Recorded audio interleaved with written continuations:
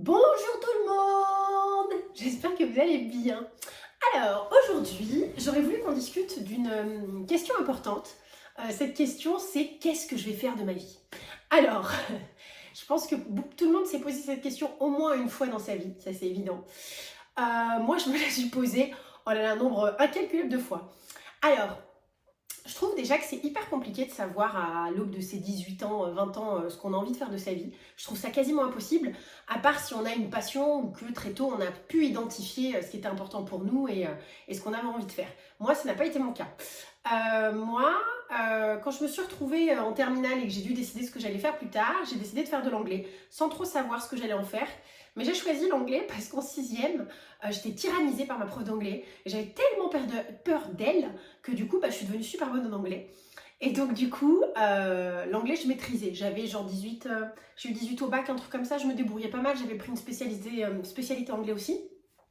Et je me suis dit, l'anglais, bon, dans tous les cas, je pense que ça te servira, donc prends ça. Donc j'ai fait des études d'anglais à la fac, j'ai fait une licence d'anglais. À la fin de sa licence, je savais déjà que je voulais pas être prof. Donc du coup, ça me laissait pas forcément beaucoup d'opportunités à part de la traduction, à part de la traduction finalement. Et donc, bon, là, je me suis demandé, pour la deuxième fois du coup déjà, qu'est-ce que tu as envie de faire de ta vie? J'aimais beaucoup voyager. Je venais de faire, à 18 ans, j'ai fait mon premier week-end à Londres et je suis tombée amoureuse de cette ville, je l'ai trouvée exceptionnelle.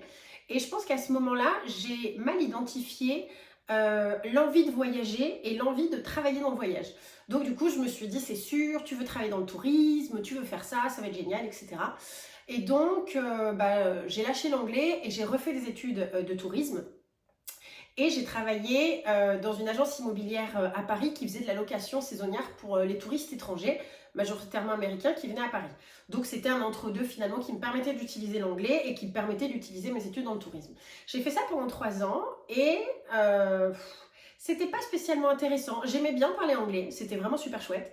Après le taf en tant que tel, oui c'était bien mais c'était pas un truc de ouf. Quand j'ai décidé de quitter ce travail, parce que je suis partie 1 an en Australie, donc j'ai quitté ce travail, j'ai fait mon année en Australie, je suis revenue.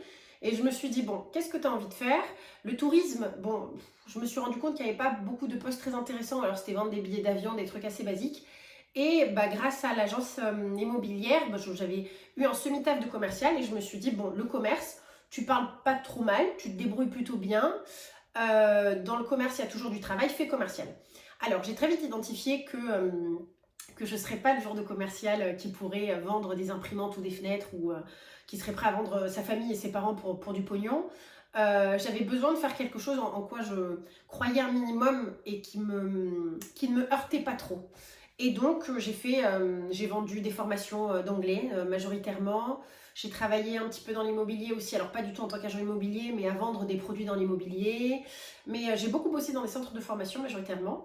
Et c'était un taf convenable qui me permettait d'avoir de la thune, qui me permettait de pouvoir vivre, voyager et qui me donnait un train de vie super sympa. Alors, donc là, aujourd'hui, ça fait 13 ans que je suis commerciale, je suis toujours commerciale, j'ai toujours été commerciale. Et en fait, plusieurs fois dans ma vie, je me suis, de manière assez cyclique, hein, je me suis demandé ce que je voulais faire. Parce que le taf de commercial, ça me plaisait pas tant que ça me permettait, c'était un taf alimentaire, mais ça me permettait pas de m'épanouir. Et dans la société, il y a quand même cette espèce de dictat qui dit que faut vraiment trouver ce qu'on a envie de faire de sa vie, il faut avoir un métier passionnant, sinon on s'ennuie. Que c'est vrai que le quotidien peut être assez contraignant, métro, boulot, dodo, parce que j'étais à Paris à l'époque. Effectivement, si en plus on ne fait pas quelque chose que l'on aime, ça semble difficile de pouvoir supporter de travailler. Et donc, pendant 10 ans, de la vingtaine à la trentaine, je me suis pris la tête un nombre incalculable de fois pour savoir ce que je voulais faire de ma vie, parce que je m'étais mis en tête que si je ne trouvais pas ce que je voulais faire de ma vie, j'allais passer à côté de ma vie. Donc du coup, mon petit frère m'appelait Projet 357, c'est vous dire à quel point j'ai essayé de trouver, j'ai creusé. Donc j'ai commencé des cours de chinois parce que je me suis dit que le commerce international c'était l'avenir. Ensuite je me suis dit que j'allais devenir banquière parce que du coup la banque, il y a toujours du pognon donc j'aurai toujours du travail. Ensuite je me suis dit que j'allais devenir les meufs à Pôle emploi qui reçoivent les gens parce que c'était comme un peu du social pour moi et j'aimais bien. Après je me suis dit que j'allais bosser dans l'humanitaire. Après je me suis dit que j'allais être assistante sociale. Bref, et je tournais en rond parce que en plus vu que j'ai une personnalité passionnée, c'était très difficile pour moi de voir les choses autrement que il faut que tu trouves un taf passion, il faut que tu trouves ce pourquoi tu es faite, il faut que tu trouves ce que tu as envie de faire de ta vie, sinon ta vie sera gâchée, quoi. Et pendant 10 ans, faut dire que je me suis rendue vraiment malheureuse pour cette question. C'est pour ça que ça me semblait important d'en parler aujourd'hui. Parce que du coup, j'arrivais pas à trouver. Il y avait du bien et du moins bien. Et donc du coup, j'arrivais pas à statuer et avoir une espèce de pseudo-révélation. Je pense que c'est aussi comme ça que je l'imaginais. Une révélation, je me suis dit, mais mon Dieu, mais c'est ça, tu l'as toujours su, c'est ça que tu voulais faire de ta vie. Et je me suis pris la tête, parce qu'à chaque fois, quand j'essayais de m'intéresser à un nouveau métier, il y avait des choses frustrantes, comme dans le commerce. Et du coup, j'arrivais jamais à tomber sur quelque chose où je me disais, c'est ça. Et au fur et à mesure, tu as toujours la crainte finalement de remplacer quelque chose qui globalement te convient pour quelque chose qui te conviendra peut-être encore moins. Donc c'était très difficile de statuer là-dessus. Et vers la trentaine, j'ai eu comme une espèce de révélation. Alors pas celle que je croyais du coup. Je me suis dit, mais t'es là en train de te prendre la tête à devoir déterminer absolument ce pourquoi t'es faite. Mais finalement, pourquoi est-ce que c'est si important pour toi? Pourquoi est-ce que tu y accordes autant d'importance? Et en prenant un peu de distance et en y réfléchissant, je me suis rendu compte que cette émotion que je pouvais avoir, ou ce sentiment, elle venait majoritairement de la société qui te matraque un peu là-dessus, il faut faire métier passion et tout, etc. Et puis parce qu'au bout d'un moment, le quotidien t'en a marre, hein, ça c'est certain. Mais pour la première fois de ma vie, je me suis dit, est-ce que c'est si important que ça? Et si tu trouves pas ce que tu dois faire de ta vie, est-ce que tu seras si malheureuse que ça? Et là, j'ai commencé à changer de perspective et à essayer de voir les choses de manière différente. C'est-à-dire que je me suis dit que je venais de passer 10 ans à me poser cette question, et je me suis dit, tu vas peut-être passer les 10 prochaines années à te poser exactement la même question, et peut-être que tu trouveras jamais. Et imagine que tu trouves pas, il se passe quoi? Et là, je me suis dit, mais putain, c'est indispensable d'essayer de voir les choses de manière différente, sinon tu risques également de te matrixer la tête et de te gâcher les 10 prochaines années pour cette même putain de question, qu'est-ce que tu veux faire de ta vie? Et donc là, je me suis fait ce constat de me dire, peut-être que tu trouveras jamais ce que tu veux faire de ta vie, mais dans ce cas-là, il faut que tu saches ce que tu veux mettre dans ta vie. Et vu que j'étais pas passionnée par mon travail, ma vie personnelle, ma vie sociale a toujours été très remplie et très riche et très satisfaisante. Vu que j'étais commerciale, je gagnais bien ma vie, ce qui me permettait de pouvoir aller au resto, d'aller au théâtre, d'aller voir des spectacles. Ça, c'est toujours quelque chose qui m'a beaucoup plu. La vie culturelle, j'avais un abonnement au cinéma, j'allais au théâtre au moins une fois par mois, voire peut-être même 2. Et le fait de pouvoir faire toutes ces choses, ça me rendait vraiment heureuse. Bien plus que ma vie professionnelle. Et là, j'ai commencé à réaliser que grâce à mon travail, qui me permettait d'avoir une vie confortable, ça me permettait, certes, pas d'avoir le travail le plus réjouissant du monde, mais ça me permettait d'accéder à tout le reste qui y avait de très important pour moi. Alors je sais que le travail c'est 80% du temps et ça semble le plus important, mais à ce moment-là, je ne voulais pas continuer à me morfondre parce qu'il y avait cette réelle question, peut-être qu'un jour, peut-être qu'on arrivera au dernier jour et que j'aurais jamais trouvé. Et donc, est-ce que ça nécessitait de gâcher mon existence dans une recherche un peu chevaleresque à essayer de trouver quelque chose qui peut-être n'existait pas. Peut-être qu'on n'est pas tous faits pour trouver le taf idéal, le taf dans lequel on se sent épanoui au possible, mais ça ne veut pas dire pour autant qu'on n'aura pas une vie très épanouissante. Donc à partir de là, j'ai travaillé mentalement sur cette visualisation-là et sur cette pensée pour me dire, ok, mais t'as pas gâché ta vie, t'as pas raté ta vie, il y a d'autres choses qui sont tout aussi importantes et qui sont tout aussi riches dans ta vie. Et j'ai mis encore plus de cœur et encore plus d'efforts à remplir encore plus ma vie, à sortir beaucoup plus, à mettre beaucoup d'énergie dans mes relations, amoureuses évidemment, mais amicales aussi, à être là pour les gens, à créer des vrais liens, à aller au cinéma 2 fois par semaine, aller au théâtre 1 fois par mois, à faire de mes moments de non-travail des moments le plus exceptionnels possible. Et aujourd'hui, à l'aube de mes 40 ans, je ne sais toujours pas ce que je veux faire de ma vie. Je ne saurai peut-être jamais ce que je veux faire de ma vie. Mais grâce à ça, ça m'a permis de voir les choses de manière un petit peu différente. Je m'explique, j'ai 2 exemples. J'ai eu cette discussion avec mon ami Véro il y a quelques semaines. On était sur une plage du Brésil. Incroyable pour avoir de grands débats. Et donc, elle me dit comment ça se passe ton travail et tout, etc. Alors là, aujourd'hui, je suis commerciale, toujours, et je m'occupe de vendre un magazine automobile. Alors, j'ai pas de voiture, c'est dire à quel point je suis passionnée par l'automobile. J'y connais rien à l'automobile, mais le contact humain, client, ça me convient. Et donc là, dans ce travail, il y en a, donc tout est parfait. Et la chance incroyable que j'ai dans ce travail, c'est que je suis en télétravail. Je suis arrivée dans cette boîte, j'ai fait 6 mois et puis ensuite j'ai demandé à être en télétravail et j'ai pu partir de Paris pour retourner dans le sud et être en télétravail. Et je lui dis, le travail n'est pas passionnant, mais il y a deux choses exceptionnelles. Ma chef n'est pas une commerciale et je travaille sur la base de la confiance, ce qui est exceptionnel parce que souvent on a des rendus importants, c'est très chiffré, on peut vous écouter par téléphone et la confiance n'est pas vraiment de mise, il n'y a que l'argent qui compte et on vous pousse à en faire le plus rapidement possible. Je ne dis pas que c'est comme ça dans tous les tafs, mais en tout cas, dans ceux dans lesquels je suis passée, c'était majoritairement comme ça. Et là, le fait d'avoir une chef qui se base sur le résultat, peu importe comment tu parviens à ce résultat, mais tu as du résultat, elle te flique pas. Et ça, c'est exceptionnel parce qu'en 13 ans de carrière commerciale, j'ai jamais eu ça. Donc ça, c'est un point vraiment merveilleux. Ça te permet une liberté d'action et une liberté d'esprit qui est exceptionnelle et de travailler vraiment dans une bonne ambiance et une bonne humeur. Et deuxièmement, le télétravail. Le télétravail, mais c'est le rêve de ma vie. Moi qui sors beaucoup, ça me permet... Alors, quand j'étais à Paris, pour commencer à 9h30, je devais me lever à 7h30, 8h, le temps de me préparer, les transports, etc. Là, je peux me lever à 9h15 pour commencer en pyjama sur le bureau sur lequel est posé le téléphone, là, juste en face de mon lit. Je me lève en pyjama, je travaille tout de suite, mais c'est exceptionnel. Alors après, il y a des personnes qui ont besoin d'être dans du lien social, qui ont besoin de voir des gens, etc. Moi, c'est pas mon cas, parce que ma vie personnelle est tellement riche que j'ai pas forcément besoin de voir du monde au travail. Et donc là, le télétravail, ça me permet d'accéder à une vision incroyable de la vie parce que je pourrais sortir tous les soirs et rentrer tard sans être trop fatiguée parce que je peux mettre mon réveil à 9h ou à 9h15, être chez moi, faire mes plats tranquillement le midi, ne pas avoir à me presser et ça c'est absolu. Et je lui ai dit, soit un jour j'ai une illumination, cette fameuse illumination, et je trouve ce que j'ai envie de faire de ma vie, soit je reste dans cette boîte jusqu'à ce qu'elle ferme, quoi, parce que le télétravail rend le contexte mais extraordinaire. Je ne suis pas en train de vous dire de partir sur ce vieux mantra du faut se contenter de ce que l'on a, c'est déjà super d'avoir un travail, bien que ce soit déjà super d'avoir un travail, hein. Tout le monde n'en a pas, il y a des gens qui galèrent pour en avoir, donc j'ai bien conscience de la chance que j'ai et que l'on peut avoir nous tous qui ont l'opportunité de travailler, mais c'est pas de ça dont il est question. Je suis en train de dire que à trop se concentrer sur un point bien précis, parfois on ne se rend pas compte que, et d'un, c'est peut-être pas le plus important, et de deux, ça nous empêche de voir les choses qui comptent vraiment.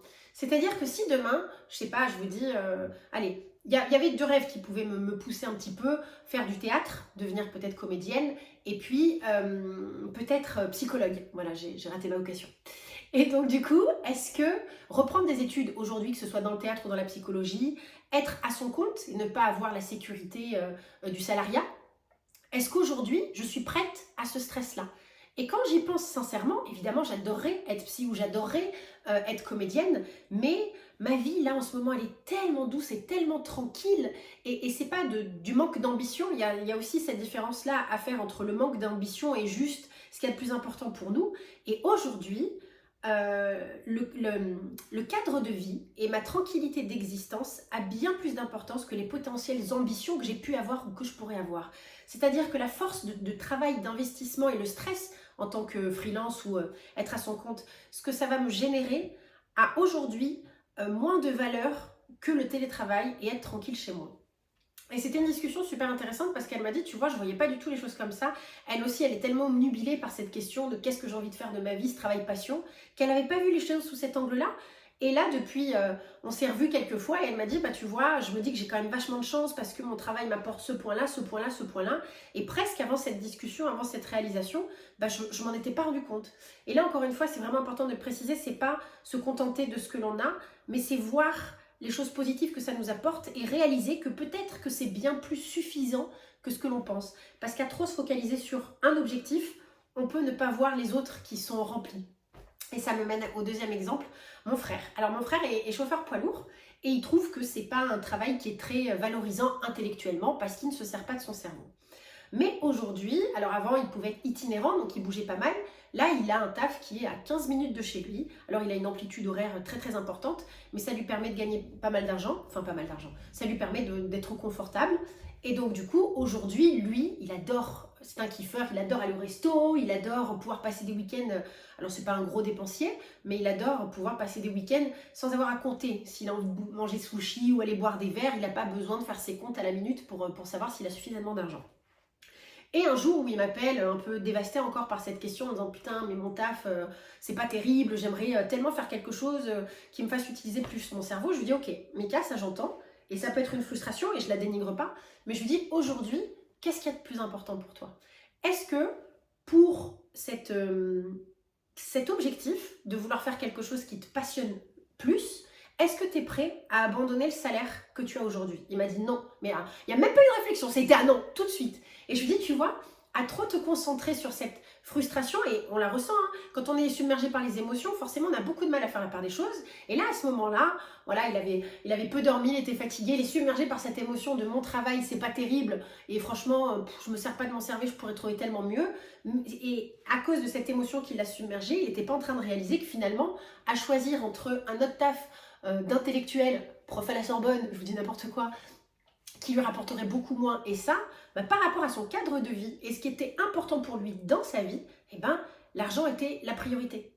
Plus que finalement faire un truc intellectuel.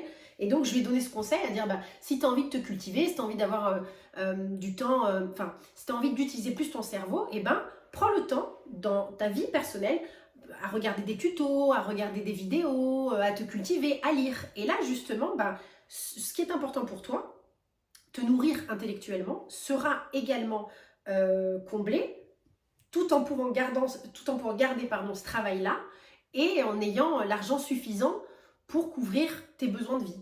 Voilà. Et encore une fois, alors, je dis pas que ça sera pas recyclique, comme moi, hein, des fois je me réveille le matin et je me dis, voilà, ce taf est génial, mais dans un autre taf de commercial itinérant, je pourrais gagner beaucoup plus d'argent. Après, est-ce que le fait de bouger tous les jours en voiture vaut plus d'argent? Non. Des fois, je me dis, voilà, un autre taf, je pense que je pourrais redevenir manager. J'étais manager avant, je ne le suis plus aujourd'hui. Je pourrais redevenir manager, je pourrais avoir un taf un peu plus... Et là, je me rends compte que c'est mon ego qui parle. C'est mon ego et c'est pas forcément moi. Alors, l'ego fait partie de soi, hein, on ne peut pas le scinder. Mais là, je me dis, ok, est-ce que ta petite crise d'ego a plus d'importance que le cadre de vie idyllique, et je choisis bien mon mot hein, parce que j'y ai réfléchi des millions de fois, ton cadre de vie idyllique dans lequel tu vis? Mais clairement pas, clairement pas. Alors je soigne mon ego en thérapie pour qu'il ressorte le moins possible et savoir ressentir le plaisir que j'ai de faire ce que je fais actuellement. Donc voilà, je voulais faire cette vidéo pour vous dire que je me souviens une fois j'avais vu une vidéo d'une petite louloute de 25 ans qui voyageait et qui était vachement perturbée par cette question-là et qui disait oh là là, je vois des gens qui savent qu'ils veulent être parents ou des gens qui peuvent être aussi un taf hein, à part entière, aussi important que le pro, des gens qui savent quel travail ils veulent faire depuis toute leur vie et moi je suis là. J'ai envie de voyager, mais je trouve ça presque ridicule comme envie, comme émotion, comme sentiment, parce que je passe à côté de ma vie. Et c'est fou parce que moi qui ai eu la chance de voyager, on passe pas à côté de sa vie quand on voyage. C'est une autre expérience. Alors on peut pas faire ça toute sa vie, ou alors effectivement il faut vendre des colliers de coquillages sur une plage, et ça peut être super, mais on passe pas à côté de sa vie, et c'est fou d'être tellement concentré sur cette question que vais-je faire de ma vie, qu'on se rend pas compte que ce que l'on vit au quotidien, c'est pas l'idéal sociétal, mais c'est quand même exceptionnel. C'est quand même exceptionnel. Et ce que je voudrais aussi, c'est rassurer les gens parce que tu sais pas ce que tu veux faire aujourd'hui, mais peut-être que tu sauras dans une semaine, 10 semaines, 20 semaines, 5 ans, 10 ans, 15 ans, et il y a bien des reconversions professionnelles à 30 ans, à 40 ans, à 50 ans, et alors, c'est pas un problème. À partir du moment où on a l'énergie, la détermination et la force, c'est pas un souci. Et peut-être qu'aussi tu trouveras jamais ce que tu veux faire de ta vie. Et c'est pas grave en fait. Si tu trouves pas ce que tu veux faire de ta vie, trouve autre chose. Autre chose pour nourrir ta vie, pour que le travail ne soit pas le centre, mais que toi et ta vie personnelle soient le centre. Et ta vie sera merveilleuse. Parce que finalement, dans la vie, ce qui est le plus important, c'est faire ce que l'on aime. Et si on n'a pas tous la chance de trouver quel métier on aime faire, on est tous quand même plutôt alerte sur ce que l'on aime faire dans la vie. Et dans ce cas-là, voilà, je sais que là, j'ai envie de passer à un stade supérieur. Donc là, en septembre, je vais faire de la danse, ce que je ne faisais pas jusqu'ici. Je suis partie au Brésil et danser tout le temps. Ça m'a rendue tellement heureuse et je me suis rendu compte à quel point j'aimais ça. Donc du coup, je vais faire des cours de danse à partir de la rentrée. Là, il y a une grosse salle qui s'est construite à Avignon, pas très loin de chez moi, de spectacles. Alors avant, il n'y avait que le festival d'Avignon et le reste de l'année, il n'y avait pas de spectacle. Donc là, les 2 derniers week-ends, je suis allée voir 2 spectacles et ça m'a rempli de joie. Donc du coup, c'est super. Et des petits moments de bonheur comme ça remplaceront peut-être pas les 80% que tu passes au travail, mais te permettent d'être heureuse et de voir les choses de manière différente.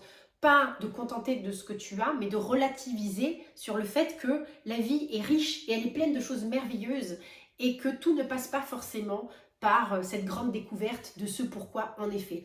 Je te dis pas pour autant d'arrêter de chercher, hein, je cherche encore. Je te dis ça et je suis pas... En fait, je cherche toujours parce que je suis comme ça, parce que je suis quelqu'un d'ambitieux et que j'ai envie d'être au plus juste dans mes besoins et dans mes envies, mais je ne me rends plus malheureuse pour ça. C'est-à-dire que j'ai réalisé qu'il y avait peut-être une chance que je trouve jamais, mais que pour autant j'étais tellement heureuse dans la vie que je me construisais au quotidien avec d'autres choses que c'était tout aussi bien, voire peut-être même mieux, parce que, mieux pour moi, parce que le travail, voilà, si j'avais voulu être médecin ou comédienne, etc., je vivrais peut-être tout par le pro. Là, je vis majoritairement par le perso et ma vie n'en est pas plus triste pour autant. Donc voilà, continue à te demander ce que tu as envie de faire de ta vie, mais demande-toi surtout aussi qu'est-ce que tu aimes dans la vie et comment est-ce que les choses peuvent se compléter pour pas que tu sois malheureux et surtout pour pas que ça te rende malade, tu vois. Et j'ai un dernier petit exemple du coup, ma coloc justement qui est aussi un super exemple, qui depuis des années, pareil, se demande ce qu'elle veut faire de sa vie et se rend très malheureuse. Et là, je lui ai dit, forte de ce constat que j'ai pu faire pour ma vie personnelle, alors ça peut très bien ne pas convenir à tout le monde, mais ça valait le coup d'essayer. Je lui ai dit, tu sais quoi ? Viens à Orange. À Orange, bon, elle a rencontré tous mes proches, tous mes amis, elle les adore. Je veux dire, Orange, ça bouge, il y a Avignon à côté, il y a Marseille à 1h30, l'été, il y a plein de festivals, il y a plein de concerts, ça bouge beaucoup, il fait beau, il fait chaud, on peut se baigner, il y a du taf. Essaye, viens, tu trouveras peut-être pas le taf de tes rêves, mais essaye de donner une chance à ta vie et de voir si, en étant avec des gens bienveillants que tu adores, est-ce que ça ne permet pas un espèce de vase communicant? Alors, elle est là depuis décembre, janvier, février, mars, avril, 5 mois. Et donc, elle vit avec moi, parce que je lui ai dit, viens, installe-toi dans un cocon un petit peu où tu t'essayes pas tout. Tu viens déjà avec des gens qui sont là et ça peut être plus facile pour découvrir une nouvelle région, parce que c'est pas toujours évident. Elle a eu la chance en plus de trouver un taf intéressant, elle bosse dans le vin, elle s'occupe de faire des dégustations de vin. Alors nous qui sommes fans de l'apéro, je vous raconte pas, merveilleux. En plus, elle nous ramène des bonnes bouteilles, donc c'est super. Et là, on avait cette discussion, là, il y a une semaine. Je lui ai dit, alors, comment tu te sens? Et c'est quelqu'un qui, comme moi, et j'en parlerai dans une autre vidéo, a une problématique avec la sédentarité, parce que finalement, faire un choix, c'est refuser tous les autres choix. Et pour des personnes passionnées et surexcitées, c'est très difficile.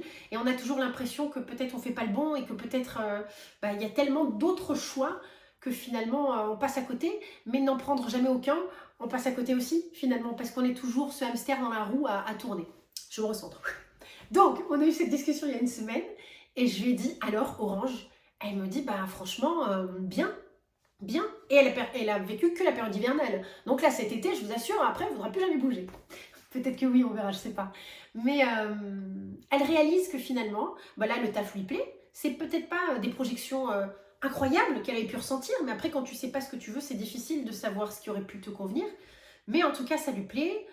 Elle gagne sa vie, elle a des collègues sympathiques, les horaires sont cool, et pourtant, elle peut bosser certains week-ends, donc ce qui pourrait être une contrainte, mais ça lui va.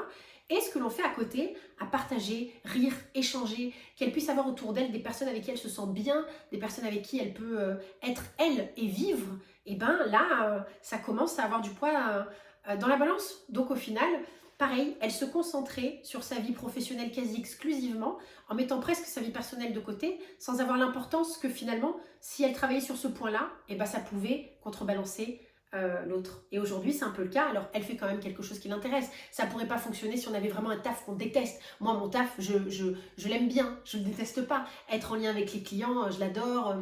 C'est par téléphone, etc. Je n'ai pas besoin de me déplacer, j'adore. Il y a quand même beaucoup d'avantages. Effectivement, ce que je suis en train de dire fonctionnerait peut-être pas si on est contrainte et forcée à faire un taf qu'on déteste.